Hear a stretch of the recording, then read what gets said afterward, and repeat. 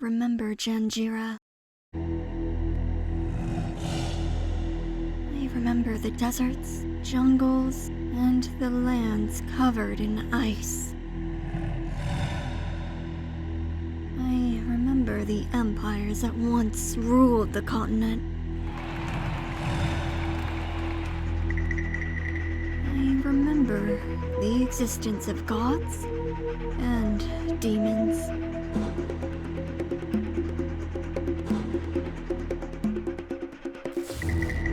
I remember my body belongs to another.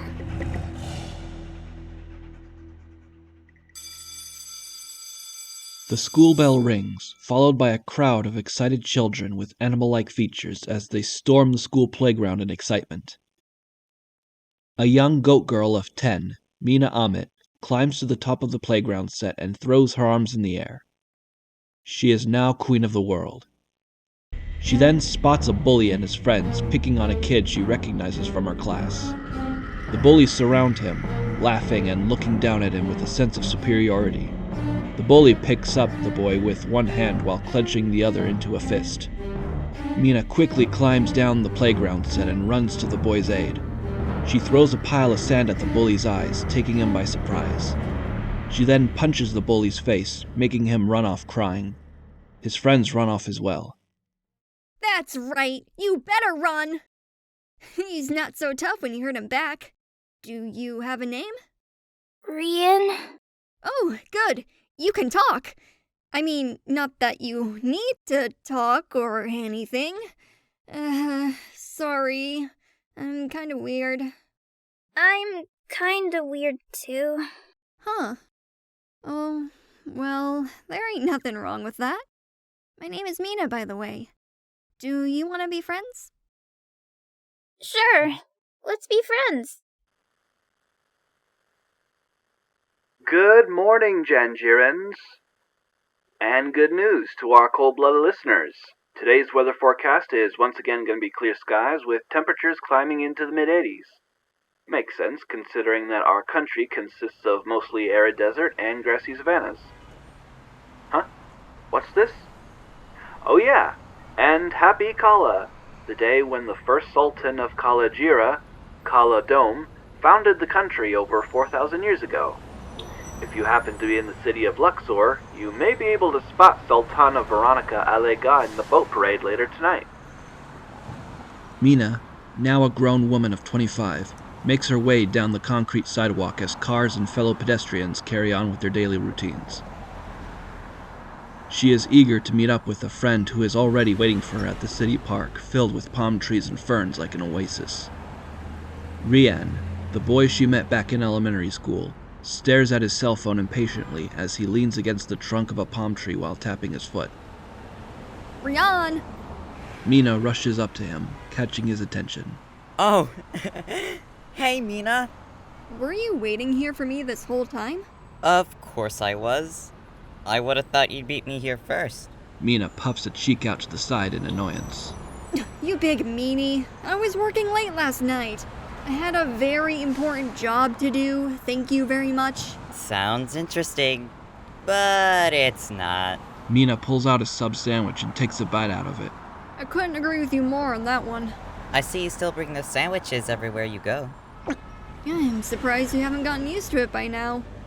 Actually, I'm more surprised that you wanted to hang out with me today. Haven't you met anyone since you started your new job? Nah, I don't need any more friends. I have you. Oh, come on. Don't be such an introvert. There's plenty of awesome people like me. Yeah, but none of them are as amazing as you. Besides, I thought you were gonna join your coworkers at the parade tonight. Oh, I am. In fact, I'm thinking about inviting you along. Oh. What fun. You better believe it, mister. After all, I gotta encourage you to open that social bubble of yours. Mina and Rian smile to themselves, their faces showing faint signs of red. They are secretly in love with each other, although they are both too nervous to confess their feelings. Rian is the first to snap back to reality and clears his throat. It catches Mina's attention. Alright then. one condition. What's that? Before we go tonight, let's do that soda chugging contest thing we did back in high school. Mina holds back a chuckle and snorts as a result. Are you serious? That was literally the dumbest thing we did back then.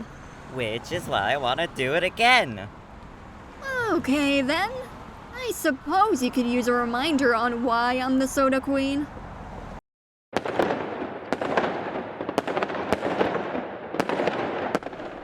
Mina and Rian step inside a car and they each raise a soda in the air.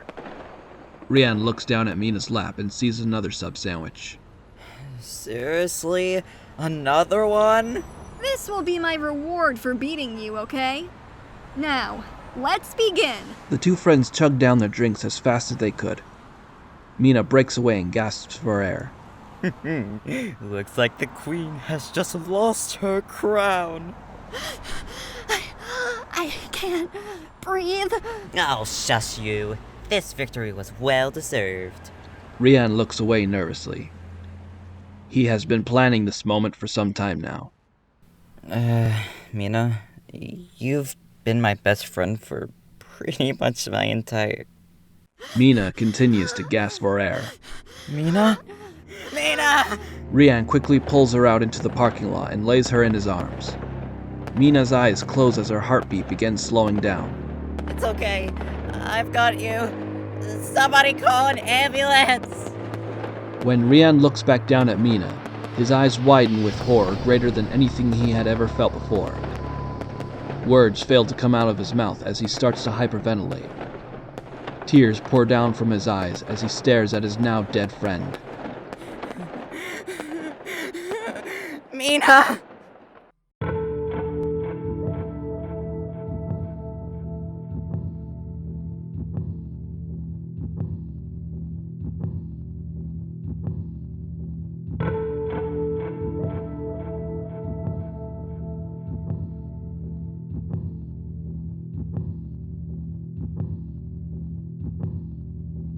Rian! Mina wakes up in an area made of rocks and boulders resembling a desert canyon, and the air is hot and humid. All around her, she can see nothing but flames surrounding the region like a prison designed to keep its inmates trapped inside. What is this place? A Gila monster demon with a potbelly finishes arranging cooking ingredients by a campfire. He adjusts his fedora and turns towards her. At last, you're awake.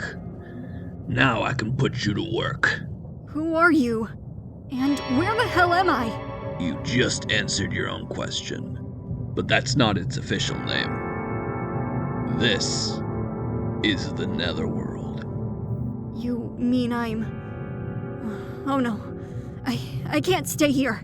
How do I leave this place? Leave?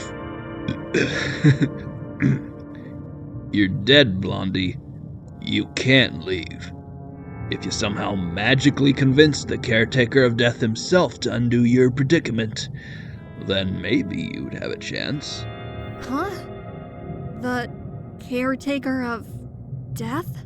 But we've talked about what you want to know long enough. I need you to cook these pies, so that I may blow my enemies up with them. What? I'm not doing anything for you. I don't even know you.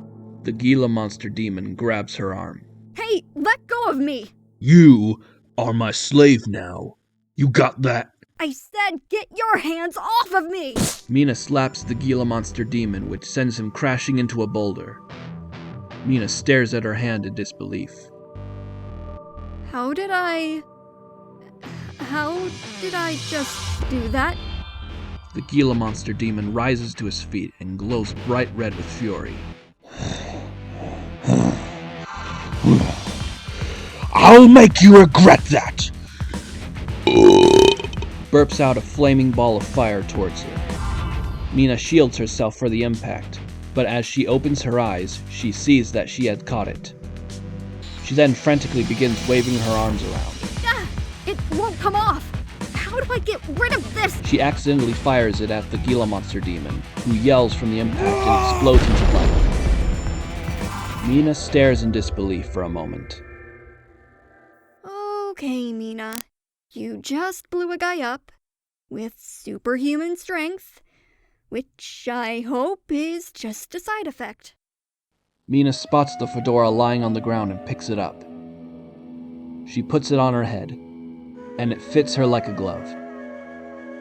She looks over and spots a large black tower in the distance, surrounded by dark thunderclouds that swirl above the tower like a hurricane.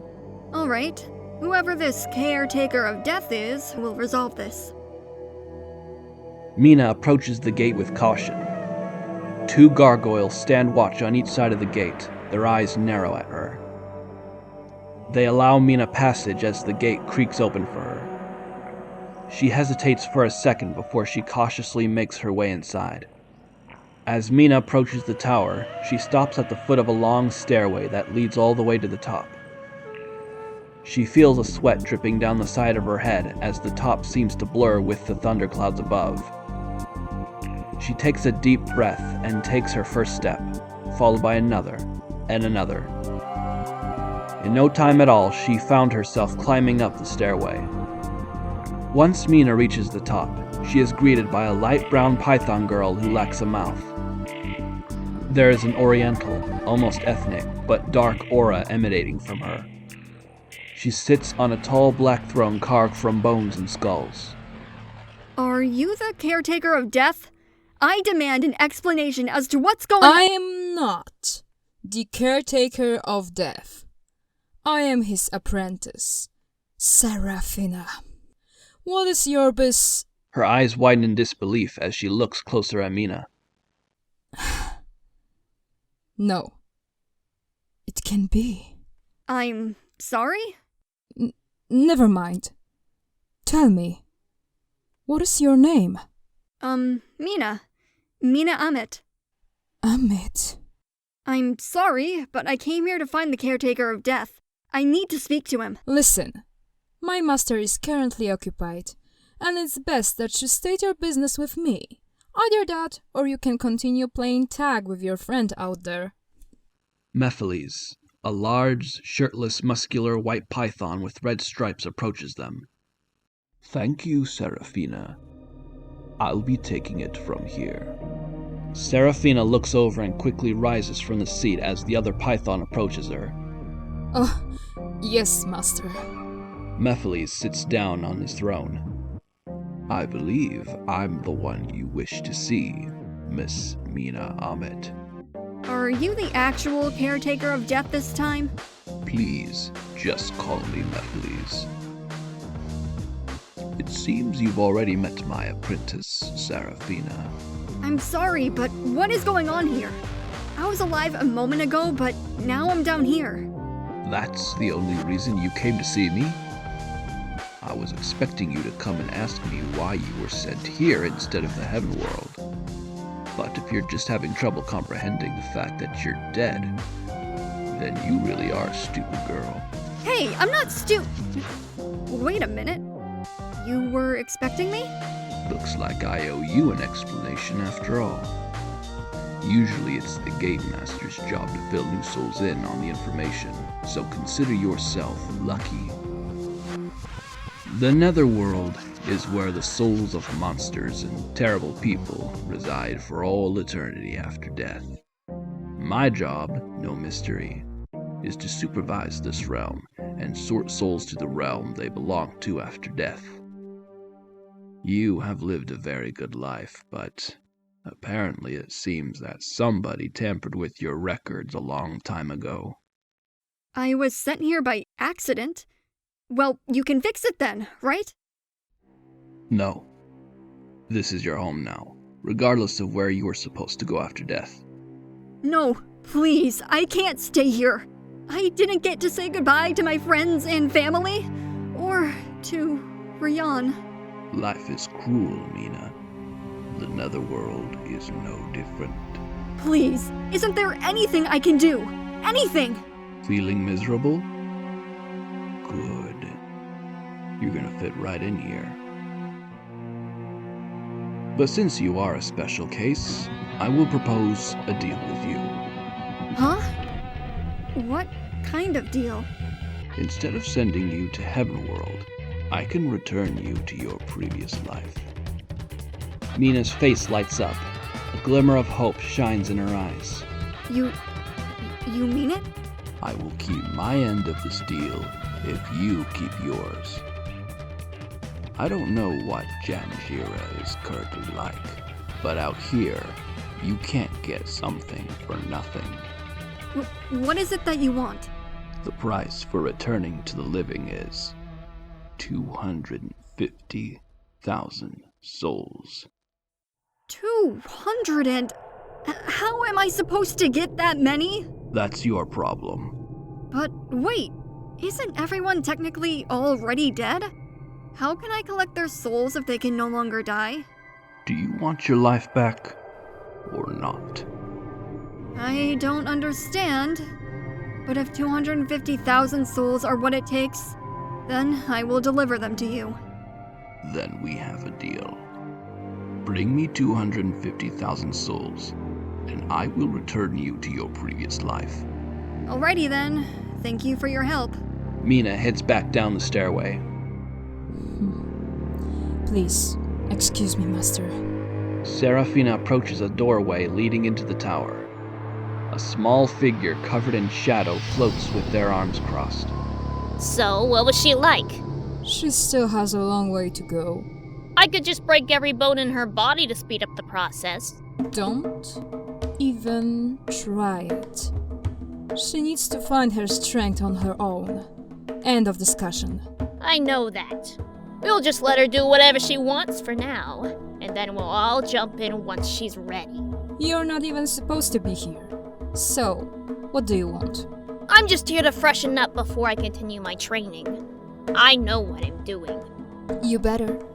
After all, we have lots of work ahead of us.